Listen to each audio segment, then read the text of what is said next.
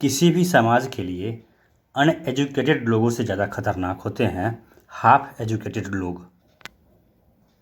और ऐसा ही एक हाफ एजुकेटेड यूट्यूबर है जो रोज़ यूट्यूब पर आके अनर्गल बातें फैला करके जो हमारे भाई दुर्भाग्य से नॉट इन मेरिट में चले गए हैं उन लोगों को भड़काना चाहता है और उन लोगों को भड़का के अपना दुकान चलाना चाह रहा है। आज फिर से यह not in merit YouTuber YouTube पर आके उजूल फजूल बातें कर रहा था।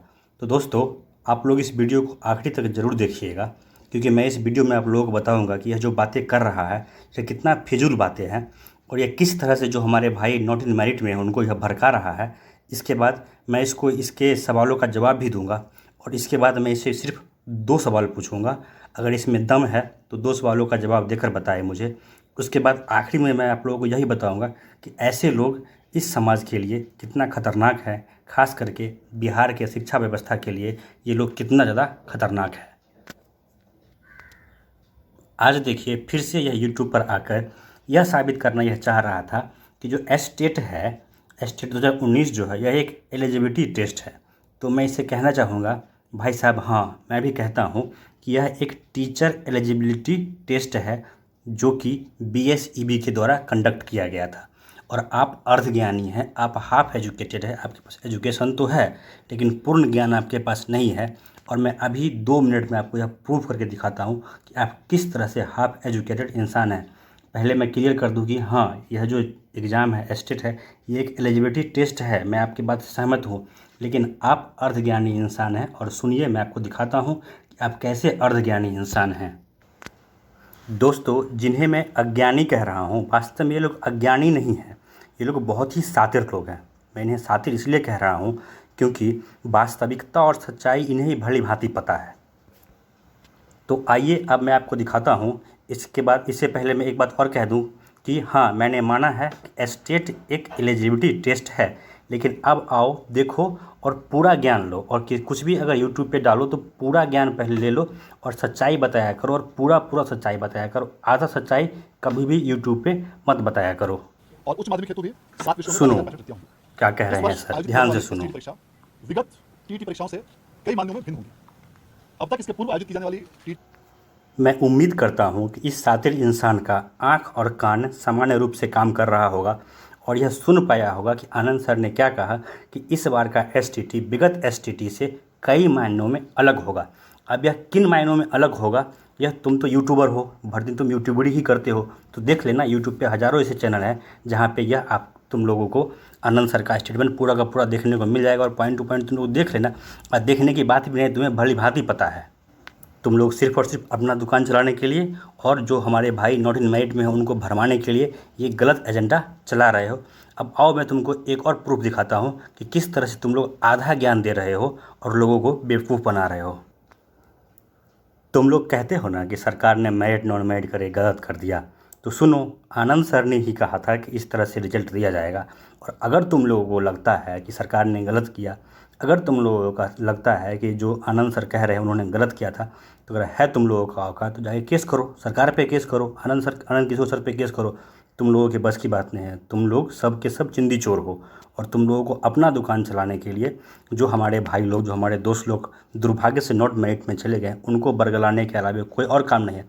अब आओ मैं तुमको एक और चीज़ दिखाता हूँ और इससे तुम्हारा जो दुकान चल रहा है पूरा का पूरा दुकान बंद हो जाने वाला है।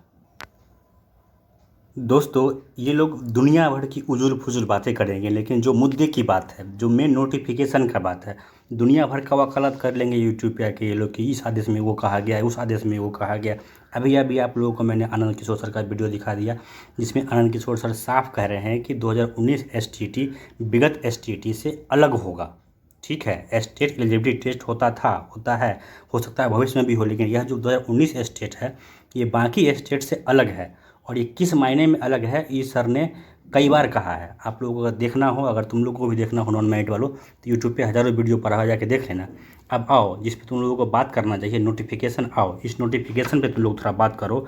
और है हिम्मत तो चर्चा नोटिफिकेशन पे करो और नोटिफिकेशन पे टिक के रहो। देखो इसमें जो कहा गया है पॉइंट नंबर 11 में, उत्तीर्णांक मतलब कि जो क्वालिफाई करने के लिए कितना मार्क्स चाहिए होगा। तो देखो सामान्य कैटेगरी के लिए कितना बोला गया है, 50%, और बाकी जो रिजर्व कैटेगरी है इसके लिए 45%। इसी के हिसाब से जिसको भी 75 मार्क्स आया है वो सभी के सभी लोग क्वालिफाइड में हैं। और अब जो तुम लोग कहते हो कि सभी क्वालिफाइड को मौका दो, सभी क्वालिफाइड को मौका देने का बाद नोटिफिकेशन में है ही नहीं। अगर विश्वास नहीं हो तो ये 12 नंबर पॉइंट पढ़ लो। इसमें देखो क्या कहा गया है, बिहार विद्यालय परीक्षा समिति द्वारा माध्यमिक शिक्षक पात्रता परीक्षा 2019 में विषयवार एवं कोटिवार कुल पदों के बराबर, इस चीज़ को देखो ध्यान से, चश्मा लगा के पढ़ लो, कुल पदों के बराबर उत्तीर्ण मतलब जो लोग क्वालिफाइड हैं, अभ्यर्थियों की मेघा सूची तैयार की जाएगी। जो लोग क्वालिफाइड होंगे उनमें से लोगों की जो मेरिट लिस्ट है वो तैयार करने का बाद नोटिफिकेशन में कहा गया था। अब कैसे तुम लोग कह सकते हो कि जो सरकार ने मेरिट नॉन मेरिट किया वो गलत किया। इसके बाद तुम लोग इस पॉइंट 2 के को भी पढ़ लेना ध्यान से, जिसमें कि देखो इसमें सबसे आखिरी में क्या कहा गया है कि पद का विवरण उपलब्ध कराए जाने के बाद कुल पद के बराबर है। ऐसा नहीं कि 37,000 के लिए 80,000 का प्रावधान नहीं कहा गया, नोटिफिकेशन में कहा गया है कुल पद, जितना पोस्ट होगा उतना ही अभ्यर्थियों का विषयवार और कोटिवार मेघा सूची, मेघा सूची देखो इसी को अंग्रेजी में मेरिट लिस्ट कहते हैं, क्वालिफाइड नहीं, मेघा सूची तैयार किया जाएगा और यही तैयार किया गया है सरकार के द्वारा। फिर तुम लोग कैसे कहते हो कि यह गलत है। अगर कोई भी नॉट इन मेरिट वाला हमारा भाई इस वीडियो को देख रहा है तो आप उस इंसान से कहिए कि ठीक है तुम दुकान चलाओ लेकिन तथ्यों पे बात करो। अगर दम है तो एक बार तुम इस पे भी वीडियो बनाओ कि नोटिफिकेशन को लाओ, नोटिफिकेशन पे बात करो। दुनिया भर का तुम वकालत कर लेते हो लेकिन तुम नोटिफिकेशन पे बात कभी नहीं करते हो। उससे पूछिए आप लोग कि एक इंसान जब कंपटीशन का तैयारी करता है वो जो फॉर्म भरेगा उसके लिए पहले वो LLB करेगा, जाके कोर्ट का डिसीजन पढ़ेगा, हाई कोर्ट सुप्रीम कोर्ट का क्या फैसला है ये पढ़ेगा, या जो सरकार के द्वारा नोटिफिकेशन जारी किया गया है उस नोटिफिकेशन को पढ़ेगा। अब आप लोगों से निवेदन है कि मेरा 2 प्रश्न है इस इंसान से। आप लोग इस इंसान से अगर आपसे कहीं मिले तो ज़रूर पूछिएगा कि यह एलिजिबिलिटी टेस्ट है। हाँ मैंने माना एलिजिबिलिटी टेस्ट है, और आनंद सर ने यह भी कहा कि यह एक अलग तरह का एलिजिबिलिटी टेस्ट है STT 2019। तो इससे मेरा 2 क्वेश्चन है, क्लियर कट क्वेश्चन है, पॉइंट टू पॉइंट क्वेश्चन है और जवाब पॉइंट टू पॉइंट ही मैं चाहता हूँ। पहला मेरा सवाल इससे यह है कि यह जो एलिजिबिलिटी टेस्ट है इसका कट ऑफ साफ साफ क्वालिफाइड के लिए निर्धारित कर दिया गया था कि 50% यानी कि 75 मार्क्स से ऊपर लाने वाला हर कैंडिडेट जो है वो क्वालिफाइड है। तो फिर तुम जो 80 नंबर 85 नंबर 100 नंबर का जो तुम बता रहे थे कट ऑफ, वो कट ऑफ जो तुम बता रहे थे वह तुम किसके लिए बता रहे थे? ऑब्वियस सी बात है तुम वह कट ऑफ बता रहे थे मेरिट में आने के लिए। अगर ऐसा नहीं है तो तुम बताओ कि वह जो कट ऑफ तुम बता रहे थे कि वो तुम्हारा कट ऑफ जो 100 मार्क्स तुम बता रहे थे या 90 मार्क्स बता रहे थे, क्या वह कट ऑफ एलिजिबिलिटी के लिए था, क्वालिफाइड के लिए था? अगर ऐसा था फिर तुमको लोगों से माफ़ी मांगना चाहिए, क्योंकि क्वालिफाइड का कट ऑफ गवर्नमेंट ने पहले डिसाइड कर दिया था कि 75 होगा और इससे ऊपर जो लोग आएंगे उनका मेरिट लिस्ट बनाया जाएगा। ये था पहला क्वेश्चन। उससे आप लोग पूछिए कि जब 75 कट ऑफ गवर्नमेंट ने डिसाइड कर दिया था क्वालिफाइड के लिए, फिर तुम लोग झूठा कट ऑफ क्यों बना रहे थे अगर तुम कहते हो कि यह एलिजिबिलिटी टेस्ट था तो? दूसरा क्वेश्चन यह कहता है, यह कह के लोगों को भरवाना चाहता है और लोगों को अपने पक्ष में लाने के लिए एक और झूठ यह बोलता है कि सभी क्वालिफाइड जो 80,000 हैं वो मेरा साथ दीजिए, सबका जॉब लगेगा। तुम मुझे बस ये बता दो, बाकी सब्जेक्ट का छोड़ो, तुम बस ये बता दो कि कंप्यूटर साइंस में लगभग 17,000 बच्चे क्वालिफाइड हैं और सीट 1600 के आसपास है, 1600 से कुछ ऊपर 1600 के आसपास है। तो तुम बताओ दुनिया का कौन सा विज्ञान लाके 1600 सीट में तुम 17,000 बच्चों को सिलेक्शन करवा दोगे? तुम बोलोगे कि सीट बढ़ेगा। तो भाई साहब तुम बहुत ज्ञानी हो, तो मुझे ये बताओ कि पूरे बिहार में 11-12 का जो है स्कूल है, कुल कितना स्कूल है? तुम बताओ, क्या बिहार सरकार कभी भी एक हाई स्कूल में एक से ज़्यादा कंप्यूटर टीचर को बहाल करेगी? और ये आप लोगों को पता होगा कि बिहार में कंप्यूटर का पढ़ाई सिर्फ और सिर्फ 11-12 में होता है। तो बिहार सरकार के पास तो 17,000 स्कूल भी नहीं है हाई स्कूल। अगर हर एक स्कूल में एक टीचर को भी अगर वो बहाल करता है, फिर भी बहुत से बहुत अगर सरकार अगर सीट बढ़ा भी देती है तो 2,000 से 2,500, 3,000 भी नहीं होने वाला, 2,000 से 2,500 सीट आपका हो जाएगा। चलो मान लिया 1700 में से 2,000 लोगों का तब हो जाएगा जब सरकार सीट बढ़ाती है तब। फिर तुम ये झूठ बोल के इन 17,000 लोगों को क्यों बेवकूफ़ बना रहे हो?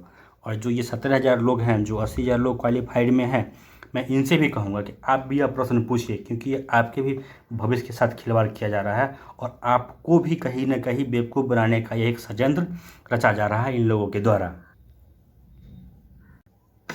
और दोस्तों, अगर आप एक आम बिहारी भी हैं, मेरिट नॉन मेरिट को अलग रखते हैं, अगर एक आम बिहारी भी हैं, तो मैं आपको बताना चाहता हूं कि ऐसे लोग हमारे समाज के लिए बहुत ही खतरनाक है, बिहार के लिए खतरनाक है, बिहार के शिक्षा व्यवस्था के लिए खतरनाक है, क्योंकि ऐसे लोग उस सिस्टम का समर्थन कर रहे हैं, बिहार में ऐसा सिस्टम लाना चाह रहे हैं जिससे यह जो है बिहार में जो आज हो रहा है यह हमेशा के लिए होता रहे। और यह देखिए बिहार में क्या हो रहा है, ये आज का न्यूज़ है। देखिए इसमें क्या कहा गया है कि 94,000 पदों की काउंसलिंग में करीब आधी सीटें खाली रही। जी हाँ दोस्तों, सरकार एक ऐसा सिस्टम चला रही है बिहार में जिसमें कि काउंसलिंग होता रहता है, वैकेंसी आता रहता है और लोग बेरोजगार रह जाते हैं, जो टीचर का आवश्यकता है वो भी फुलफिल नहीं हो। तो जब ऐसे लोग यह कहते हैं कि 80,000 लोगों को मौका मिलना चाहिए, तो कहीं ना कहीं आप उसी सिस्टम का समर्थन कर रहे हैं जिसमें कि 37,000 सीट के लिए, 37,000 पोस्ट के लिए, जिसमें 37,000 बच्चों का ही जॉब पक्का है, उसमें आप लोग ज़बरदस्ती 80,000 लोगों को उसमें दौड़ाना चाहते हैं, ताकि एक ऐसा सिस्टम चलता रहे जिसमें साल दर साल 2019 का वैकेंसी 21 में रिजल्ट आया, ये 10 साल तक यह प्रक्रिया इस तरह से चलता रहे जिसमें से कि इस 80,000 में से 10,000 बच्चों को भी जॉब न मिले और स्कूल में ना टीचर पहुँचे और ना ही सरकार को जितना शिक्षक की आवश्यकता है ना वो पूर्ति हो पाए। अगर आप लोगों को लगता है कि मैं झूठ बोल रहा हूँ, गलत बोल रहा हूँ, तो देखिए ये भी आज का ही न्यूज़ है। देखिए इस न्यूज़ में क्या कहा गया है, इंटर 1565 स्कूल कॉलेजों में वाणिज्य के एक भी शिक्षक नहीं है। मतलब बिहार में ऐसे 1565 स्कूल है जिसमें कॉमर्स पढ़ाने के लिए एक भी टीचर नहीं है। ये कैसा सिस्टम है बिहार का, और ये आज से नहीं है, आप लोग इस न्यूज़ को पढ़िएगा, यह 2014 से, सोचिए 2014 से 2021 आ गया और अभी तक बिहार में ऐसे लगभग 1500 से ज़्यादा स्कूल चल रहे हैं जिसमें बच्चे हैं। आप लोग इस न्यूज़ को अच्छे से पढ़िएगा, ये हिंदुस्तान का न्यूज़ है। ऐसे ऐसे स्कूल हैं जिसमें 200 बच्चे, 250 बच्चों का एडमिशन हो रहा है और उनको पढ़ाने के लिए एक टीचर नहीं है। तो क्या आप लोग चाहते हैं कि बिहार में यही सिस्टम चलता रहे, या फिर आप लोग यह चाहते हैं कि जो आनंद किशोर सर ने इस स्टेट को अलग तरीके से लिया था, इसमें यह कहा गया था कि उतने ही बच्चे को सर्टिफिकेट देके उतने ही बच्चों को का नियोजन करके उनका नियुक्ति कराया जाए जितना हमारे पास सीट है। आप लोग को सोचना पड़ेगा कि आप लोग किसके साथ हैं। क्या आप लोग चाहते हैं कि हमेशा बिहार का शिक्षा व्यवस्था गर्द में ही पड़ा रहे, या आप लोग चाहते हैं कि जो बिहार का शिक्षा व्यवस्था है इसमें बदलाव हो, कुछ सुधार हो और ये सही रास्ते पे चले। और इस वीडियो को ख़त्म करने से पहले मैं निवेदन करूंगा स्पेशली उन लोगों से जो लोग दुर्भाग्य से नॉट इन मेरिट में आ गए हैं, आप लोग कृपया करके ऐसे लोगों से बचिए, क्योंकि ऐसे लोगों के चक्कर में अगर आप लोग फंसेंगे, आप लोग को मिलने वाला कुछ नहीं है, कुछ खास फ़ायदा नहीं होगा। और इसके चक्कर में जो बिहार का शिक्षा व्यवस्था जिसका लेवल की नीचे जा रहा है और पता नहीं कितना ज़्यादा नीचे चला जाएगा। और आप लोग भी सच का साथ दीजिए, क्योंकि यह ब्रह्म सत्य है। अगर आप लोगों ने जीवन में कभी कंपटीशन का तैयारी किया होगा, आप लोगों को पता होगा कि कभी भी कोई फॉर्म भरता है तो वो सिर्फ और सिर्फ नोटिफिकेशन पढ़ता है, फॉर्म भरने से पहले वो वकालत नहीं करता है। तो जो चीज़ नोटिफिकेशन में दिया गया है उससे कोई कैसे कह सकता है कि इसको आप बदल दीजिए। नोटिफिकेशन में साफ साफ कहा गया है कि हाँ ये एक एलिजिबिलिटी टेस्ट है, लेकिन इसमें सर्टिफिकेट उतने लोगों को ही देना है जितना सीट है। और ये कैसे डिसाइड किया जाएगा, जो लोग 75 मार्क्स से ज़्यादा लाएंगे उसके बाद ऊपर से हर कैटेगरी वाइज उनका मेरिट लिस्ट बनाया जाएगा। अब ये मेरी इस बात को सुनने के बाद जो हमारे कुछ भाई नॉट इन मेरिट में हैं वो यह भी बोलेंगे कि जो लोग मेरिट में है वो लोग बैक डोर से एंट्री किया है। तो ऐसे लोगों से मेरा हाथ जोड़ के निवेदन है कि आप लोग सरकार से आग्रह कीजिए, सरकार पे केस कीजिए और सरकार से कहिए कि इसका निष्पक्ष जांच करवाए, क्योंकि मैं मेरिट में हूँ, मुझे पता है कि मैंने किस तरह से कितना मेहनत करके मेरिट में स्थान बनाया है। अगर कोई इंसान बैक डोर से मेरिट में घुसा है तो उसको बाहर किया जाए, इसका समर्थन मैं भी करता हूँ और हर मेरिट वाला इसका समर्थन करेगा कि बैक डोर से अगर कोई घुसा है तो उसको बाहर किया जाए। लेकिन इसका जांच आप लोग कैसे कराएंगे? आप लोग CBI से जांच करवाना चाहते हैं, कोर्ट से करवाना चाहते हैं, इसके लिए आप लोग को आगे आना पड़ेगा। क्योंकि अगर कोई बैक डोर से घुस रहा है तो सही बात है, इसमें जो लोग नॉट इन मेरिट में आए हैं उनका हक मारा जा रहा है। तो आप लोगों को इसके लिए कोर्ट जाइए, सरकार के पास जाइए और कहिए कि इसका सही जांच होना चाहिए। दोस्तों, बिहार के शिक्षा व्यवस्था का इतना बुरा हाल है कि अगर इस पर हम लोग बात करने बैठें तो घंटों नहीं महीनों बहस कर सकते हैं। लेकिन क्योंकि वीडियो बहुत लंबा हो रहा है तो इस वीडियो को मैं यहीं रोकता हूँ। फिर कभी दूसरी वीडियो में मैं मिलूँगा आप लोगों से, तो बिहार के शिक्षा व्यवस्था पे विस्तार में बात किया जाएगा। इस वीडियो में इतना ही। धन्यवाद। अगर आप लोगों को वीडियो शेयर जो पसंद आ रहा हो तो चैनल को सब्सक्राइब कर लीजिएगा, वीडियो को शेयर कीजिएगा। धन्यवाद।